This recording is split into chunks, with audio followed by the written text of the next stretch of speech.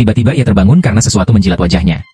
Ia segera melepas penutup mata dan langsung tertegun, karena mendapati dirinya ternyata terjebak di tebing setinggi ribuan meter, dengan jurang gelap tak berdasar di bawahnya. Saat menengadah, ia melihat parasutnya tersangkut pada pohon kering yang hampir tumbang. Itulah yang kebetulan menyelamatkan nyawanya. Namun, permukaan tebing itu penuh dengan batuan licin. Bagaimana caranya ia bisa memanjat ke atas? Di saat putus asa, sebuah ide terlintas. Ia segera mencabut belati dan menancapkannya kuat-kuat ke sol sepatu, lalu menghunus dua belati lainnya dan menghunjamkannya ke batuan dengan sekuat tenaga. Dengan segenap upaya, ia mulai memanjat, hanya ingin segera keluar dari tempat mengerikan itu. Namun, baru naik sekitar 2,5 meter, belatinya yang rapuh mendadak patah. Seketika ia kehilangan pijakan dan tubuhnya jatuh ke bawah. Untungnya, parasutnya masih tersangkut di ranting pohon.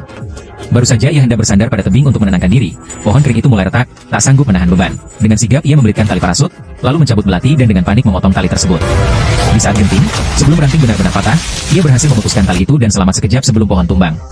Meski begitu, kakinya terus terpeleset di batuan licin, kedua tangannya mencengkeram erat dinding tebing. Saat hampir putus asa, ia tiba-tiba melihat seekor kambing gunung di atasnya, dengan keempat kakinya menekan dinding tebing dan perlahan memanjat ke atas. Pemandangan itu menyalakan secercah harapan. Tanpa ragu, ia meniru gerakan kambing itu, mendorong tangannya ke sisi tebing, sementara kakinya menapak pada celah-celah sempit. Jurang gelap di bawah membuatnya bergidik, satu kesalahan saja bisa menghancurkan tubuhnya. Namun, ia tak punya jalan mundur. Dengan hati-hati ia menirukan gerakan kambing itu, tangan dan kaki bergerak perlahan naik. Setelah perjuangan panjang, akhirnya ia mencapai tonjolan di tebing.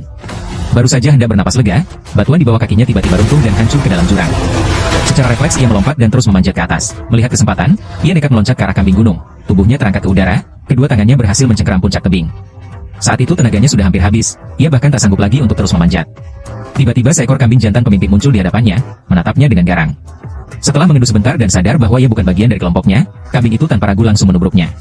Untungnya, dengan tangan lainnya ia masih mencengkeram erat tebing. Dengan sekuat tenaga ia berusaha naik, namun kambing jantan itu kembali menyeruduknya. Kali ini, ia mengerahkan tenaga terakhir, meraih tanduk kambing itu dan menggenggamnya erat.